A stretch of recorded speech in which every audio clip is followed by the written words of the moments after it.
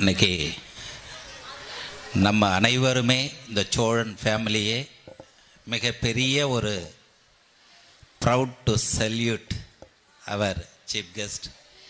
Because இந்த நேரம் எப்பேற்பட்ட நேரம் தெரியும். இந்த நேரத்துலேயும் சொன்ன வாக்கை காப்பாற்ற வேண்டும். தான் வரும்னு சொன்னால் அந்த குழந்தைகள்லாம் காத்துட்ருப்பாங்க. என்ன ஒர்க்காக இருந்தாலும் வந்துட்டு போயிடணுன்ற அந்த உயரிய எண்ணம். அது என்னன்னு சொன்னால், நம்ம ஜஸ்ட் நாங்கள் என்ன சொல்லுவோம்னா, சைக்காலஜிக்கலாக நம்ம என்ன நினைக்கிறோமோ, விதை ஒன்று போட்டால் சுரை ஒன்று காய்க்காது. என்ன போடுறோமோ அதுதான் காய்க்கும். ஆகையினால எங்களுடைய எண்ணங்கள் என்னன்னு சொன்னால், எங்களை பொறுத்தவரை இந்த கல்வி பயணம் என்பது அமைதியான உயர்ந்த நோக்கத்தோடு நல்ல பாதையை நோக்கி செல்கின்ற கல்வி பயணம். இந்த பயணத்தில் ஜஸ்ட் நம்ம நிறைய சொல்லியிருப்பேன். ஒரு வெரிஃபிகேஷன் எடுத்தால் கூட, அம்மா என்பது 3 எழுத்து, அப்பா என்பது 3 எழுத்து, அவர்கள் நமக்கு கொடுத்த உயிர் என்பது 3 எழுத்து, உடல் என்பது 3 எழுத்து, அவர்கள் காட்டுகின்ற அன்பு, பரிவு, பாசம், நேசம் எல்லாம் அனைத்தும் 3 எழுத்து. இவை முடிந்த பிறகு பள்ளியில் சேர்க்கின்ற பொழுது பள்ளியும் 3 எழுத்து, அங்கே வழங்குகின்ற கல்வியும் 3 எழுத்து, அந்த கல்வியின் மூலம் பெறுகின்ற திறமை என்பது 3 எழுத்து. இவை அனைத்திற்கும் முத்தாப்பாய் அமைந்திருக்கின்ற சோழன் என்பதும் 3 எழுத்து. இந்த சோழன் பேர் வந்து ஹிஸ்டாரிக்கல் நேம். 3 வேந்தர்ஸ், அந்த 3 பேரரசர்களுடைய பேரில் சோழன்ற பேர் வச்சுருக்குறோம். ஐயா வந்ததுனால அது புதுசாக சொல்கிறேன், வேறு ஒன்றும் இல்லை. ஹிஸ்டாரிக்கல் நேமை தான் வச்சேன், வேறு ஒன்றும் இதற்கு காரணம் இல்லை.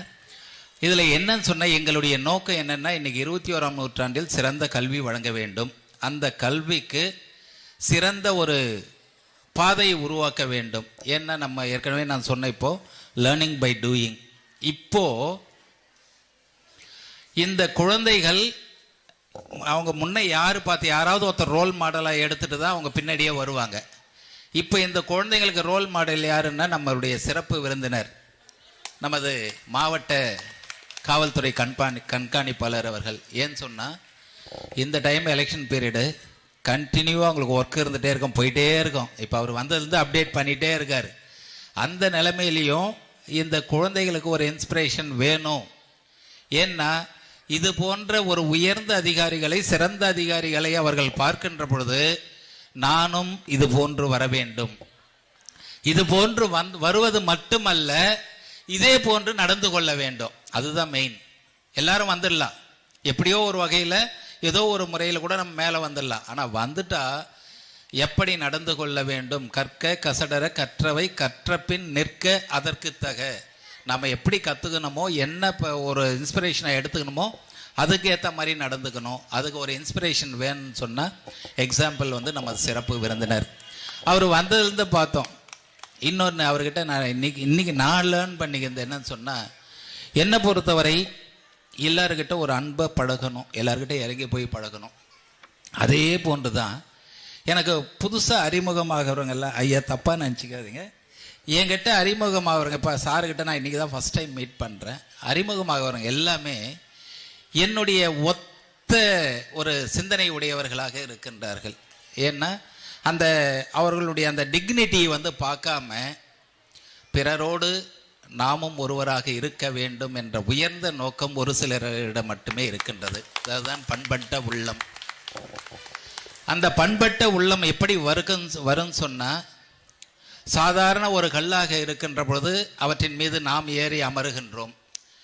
அந்த கல் ஒரு சிற்பியிடம் கிடைக்கின்ற பொழுது அவற்றை செதுக்கி செதுக்கி ஒரு சிலையாக வடித்த பின்பு அவற்றை நாம் சுமந்து அவற்றிற்கு மிகப்பெரிய ஒரு இடத்தை கொடுக்கின்றோம். அந்த செதுக்கி செதுக்கி வடிவமைக்கப்பட்டதில் ஒரு சிலர் மட்டுமே சிலையாக வருகின்றார்கள். அந்த சிலைக்கு எடுத்துக்காட்டு நமது காவல்துறை கண்காணிப்பாளர் அவர்கள்.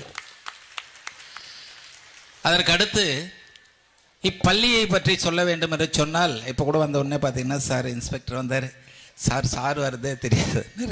ஸோ அப்போ பார்த்தீங்கன்னா ஒரு துறை கூட இன்ஃபார்ம் பண்ணல, இப்போ தான் இன்ஃபார்ம் பண்ணியிருக்காரு. அப்போ எந்த அளவுக்கு பாருங்கள். அதுதான் ஒரு மிகப்பெரிய. மற்றவங்கள இருந்தால் முதல்ல நேரத்தை ஃபோன் பண்ணி நான் அந்த ஸ்கூல் போகிறேன் இது அதுன்ட்டு ஒரு இது. எனக்கே பார்த்தீங்கன்னா இங்கே நான் வழியில் வந்துட்டு இருக்க சொல்லி தான் ஒரு கன்ஃபர்மேஷன் கிடைச்சிது. அதுக்கப்புறம் தான் சரி வேகமாக கொஞ்சம் அவசரமாக வந்தேன். ஸோ அது எதுக்கு சொல்ல வரேன்னு சொன்னால், அதுதான் ஒரு சிறந்த பண்பு. அதாவது பதவி வருகின்ற பொழுது நம்ம அந்த பதவிக்காக தன்னுடைய மனிதாபிமானத்தை இழக்காமல் யார் இருக்கின்றார்களோ அவர்களே உயர்ந்த மனிதர்கள். அந்த உயர்ந்த மனிதர்கள் தான் இந்த சமுதாயம் எதிர்பார்க்கின்றது. எனவே இக்குழந்தைகள், அதற்கடுத்து ஆசிரியர் கூட ஒரு சிலருக்கு நான் என்கின்ற உணர்வு இருக்கும். அந்த நான் என்கின்ற உணர்வு எப்பொழுது நாம் விளக்குகின்றோமோ அப்பொழுதுதான் நாம் மனிதராக வர முடியும். நீங்கள் எல்லாம் கூட இன்றைக்கி எவ்வளோ வேலை இருக்கும் பாருங்கள். வந்ததுலேருந்து டென்ஷன் ஆகாதீங்க, இப்போ ப்ரோக்ராம் போட்டோம். இல்லைன்னா வந்த உடனே நம்ம ஜென்ரலாக தெரியும், போலீஸ் டிபார்ட்மெண்ட்டில் வந்தாங்கன்னா கொஞ்சம் அறிகுறியாக நாங்கள் எல்லாம் அப்படியே ஒரு மாதிரி ஓடிக்கினே இருக்கிற மாதிரி இருக்கும். ஆனால் அதெல்லாம் எதுவுமே இல்லாமல் அமைதியாக ஒரு ப்ரோக்ராம் போகுதுன்னா இதுதான் நாம் ஒரு லெசனாக எடுத்துக்கணும். குழந்தைகள் இது போன்ற ஒரு சிறந்த உயர்ந்த பதவியில் இருக்கின்ற அதிகாரிகளை நீங்கள் முன்னோடியாக எடுத்துக்கொள்ள வேண்டும். வருங்காலங்களில் இவர்களை போன்று நாம் வர வேண்டும், வந்தாலும் இதே போன்று நடந்து கொள்ள வேண்டும் என்ற ஒரு பரந்த மனப்பான்மை நீங்கள் உருவாக்கி கொள்ள வேண்டும் என்று கேட்டுக்கொண்டு, நாங்கள் சிறந்த கல்வியை வழங்குகின்றோம். இந்த சிறந்த கல்விக்கு ஒரு அங்கீகாரம் கிடைக்க வேண்டும்.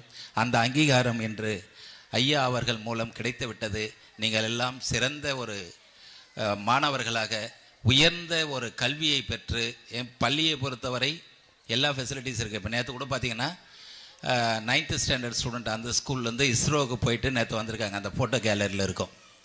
இஸ்ரோவில் குழந்தைங்க போயிட்டு அங்கே இருக்கிற சயின்டிஸ்ட்டுங்களை கூட இன்ட்ராக்ஷன் பண்ணி அந்த லேபு எப்படியெல்லாம் இதை இப்போ ராக்கெட் எப்படி லான்ச் பண்ணுறாங்க என்ன இது மொத்தத்தையும் கேட்டு வந்திருக்காங்க. ஸோ நெக்ஸ்ட் இயருக்கு இந்த பள்ளியிலேருந்து வாய்ப்பு கேட்டிருக்கோம். நெக்ஸ்ட் இயர் இந்த ஸ்கூல்லேருந்து போவாங்க ஸ்டூடெண்ட்டுங்க. ஏற்கனவே திருவனந்தபுரத்தில் இருக்கிற ஐசருக்கு போயிட்டு வந்திருக்காங்க, அதுவும் ஃபோட்டோ கேலரியில் இருக்குது. ஸோ இது போன்ற உயர்ந்த வாய்ப்புகள் அந்த பள்ளியில் இஸ்ரோவில் ஒரு நோடல் சென்டராக பள்ளி செயல்படுது. ஆன்லைன் கிளாஸ் எல்லாம் போயிட்டுருக்கு. ஏடிஎல் லேப் இருக்குது. இதெல்லாம் என்னன்னு சொன்னால் இந்த 21ஆம் நூற்றாண்டு கல்வி தேவைகளை பூர்த்தி செய்கின்ற வகையில் நாங்கள் செய்து கொண்டு இருக்கின்றோம். நீங்கள் எங்களோடு ஒத்துழைப்பு கொடுத்தால் நாங்கள் சிறந்த நிலைக்கு கொண்டு செல்வோம். பேரண்ட்ஸ் என்ன எப்படி இருக்கணும்னு சொன்னால் நீங்கள் எல்லாருமே பார்த்துக்கணும். தாமஸ் ஆல்வா எடிசனுடைய அம்மா மாதிரி நீங்கள் இருக்கணும். அது என்ன காரணம்னு சொன்னால், அவர் படிக்க சொல்ல அந்த ஆசிரியர் அவங்க அம்மாவுக்கு ஒரு லெட்டர் கொடுக்குறாரு. அந்த லெட்டரை எடுத்துகிட்டு போயிட்டு குழந்தை இதை நீ பிரிக்கக்கூடாது, எடுத்துகிட்டு போய் உங்கள் அம்மா கிட்ட கொடுத்துட்டு அவங்கள படிக்க சொல்லுன்னு சொல்லி கொடுத்து அனுப்புகிறார். அந்த குழந்தை எடுத்துகிட்டு போயிட்டு அவங்க அம்மா கிட்ட கொடுக்குது. அவங்க அம்மா படிக்கிறாங்க. படிக்க சொல்ல கண்ணில் தாரையாக தண்ணி வருது. அந்த குழந்தை கேட்குது, என்னம்மா என்ன இருக்குது லெட்டரில் அப்படின்ட்டு. ஒன்றும் இல்லைடா, அவங்க ஆசிரியர் என்ன எழுதியிருக்காங்கன்னு சொன்னால், இது போன்ற ஒரு சிறந்த அறிவை பெற்ற ஒரு மகானை போன்ற ஒரு மாணவரை நாங்கள் பார்த்ததில்லை. இந்த உயர்ந்த மாணவனுக்கு பாடம் நடத்துகின்ற ஆசிரியர்கள் எங்கள் இடத்தில் இல்லை. ஆகையினால் இந்த குழந்தைக்கு நீங்கள் வீட்டிலேயே வைத்து கல்வியை கொடுங்கள் என்று எழுதியிருக்கின்றார். நீ மிகப்பெரிய அறிவாளியாண்டா அப்படின்னு சொன்ன உடனே அந்த குழந்தைக்கு அந்த மனதில் ஏற்பட்ட தாக்கம், அவன் பெரிய ஒரு சயின்டிஸ்டை நமக்கெல்லாம் இந்த ஒலி கொடுத்துருக்கார். கண்டுபிடிச்சு மிகப்பெரிய ஒரு சயின்டிஸ்டாக பின்னால் வந்திருக்கார். அதுக்கப்புறம் கொஞ்ச நாள் கழிச்சு அவங்க அம்மா இறந்து போகிறாங்க. அம்மா இறந்து போனதுக்கப்புறம் அவங்க ரூம் எல்லாம் வெக்கேட் பண்ண சொல்ல அந்த லெட்டர் கிடைக்குது. எடுத்து பார்க்க சொல்ல அந்த குழந்தை அப்படியே ஒரு மாதிரி நடுக்கம் வந்துடுச்சு. என்னன்னு சொன்னால், அதில் இருந்தது என்னன்னு சொன்னால், இவன் அறிவு வளர்ச்சி குன்றிய மாணவன், இவனை வச்சு எங்களால் வகுப்பு நடத்த முடியாது, படிக்கக்கூடிய ஒரு நிலையில் இந்த குழந்தை இல்லை, இவனை பள்ளியில் சேர்த்தால் பிற குழந்தைகள் கெட்டு போடுவாங்க, அதனால் நீங்கள் வீட்டிலேயே வச்சுக்கன்னு தான் அந்த லெட்டர் இருந்திருக்கு. ஆனால் அந்த அம்மா என்ன பண்ணாங்க, அந்த நினைவு குழந்தைக்கு வரக்கூடாது, அவன் உயர்ந்த நிலைக்கு செல்ல வேண்டும் என்று அதை மறைத்து, அவன் மிகச்சிறந்த புத்திசாலின்னு சொன்னதுனால அவன் மிகப்பெரிய ஒரு சயின்டிஸ்டாக பின்னால் வந்தான். அப்போ அந்த குழந்தை வரத்துக்கு யார் காரணம்? அம்மா, அந்த பெற்றோர். அது போன்ற பெற்றோர்களாக நீங்கள் இருக்க வேண்டும். ஆசிரியர்கள் என்று சொல்லுகின்ற பொழுது ஜே தாம்சன் அவர்களை எடுத்துக்காட்டாக எடுத்துக்கொள்ள வேண்டும். அவரை பார்த்தீங்கன்னு சொன்னால், அவர் இயற்பியல் துறையில் நோபல் பரிசு வாங்கினார். அவர் ஒரு வருஷம் வாங்கினார்னா அடுத்து 7 வருஷம் அவர்களுடைய மாணவர்கள் கண்டினியூவாக வாங்கினாங்க. இது முடியுமா பாருங்கள். நோபல் பரிசு வாங்கிறதுன்றது அவ்வளோ ஈஸி கிடையாது. ஆனால் ஜே தாம்சன் வாங்கினார் ஆசிரியர். அதுக்கு அடுத்த வருஷம் அவருடைய மாணவர், அதுக்கு அடுத்த வருஷம் இன்னொரு மாணவர், அதுக்கு அடுத்த வருஷம் இன்னொரு மாணவர், இப்படியே 7 மாணவர்கள் அவருக்கு. அந்த 7 பேரும் நோபல் பிரைஸ் வாங்கினாங்க. அப்போ அது யாரால் கிடைச்சதுன்னு சொன்னால் ஆசிரியரால் கிடைச்சது. அதனால் ஆசிரியர்னா அப்படி இருக்கணும், பெற்றோர்னா இந்த தாமஸ் ஆல்வா எடிசனுடைய அம்மா போல இருக்கணும். இப்படி இருந்தால் இந்த குழந்தைகளுடைய வளர்ச்சி என்பது, அவர்களுடைய உயர்வு என்பது மிக எளிதாக அமையும். நீங்களும் அவ்வாறு நடந்து கொள்ளுங்கள், எங்கள் ஆசிரியர்களும் அவ்வாறு நடந்து கொள்வார்கள். இருவரும் சேர்ந்து இந்த குழந்தைகளை மிக உயர்ந்த நிலைக்கு நாம் கொண்டு செல்வோம் என்று கேட்டுக்கொண்டு, ஐயா அவர்களுக்கு பணிவான வணக்கத்தையும், இப்படி தான் நன்றி சொல்கிறதுன்னு தெரியல, நிறைய டைம் இல்லாததுனால நான் குயிக்காக முடிக்க வேண்டியதுனால கொஞ்சம் அவசரமாக முடிக்கிறேன். ஸோ ஐயா அவர்களை மீண்டும் மீண்டும் எத்தனை முறை பாராட்டினாலும் அவருக்கு அது ஈடாகாது. நீங்கள் எல்லாம் ஒரு கரவொலி, மிகப்பெரிய சிறந்த ஒரு கரவொலி எழுப்பி அவர் ஒரு ரெகக்னைசேஷன் பண்ணுங்கள். தேங்க்யூ, நன்றி, வணக்கம்.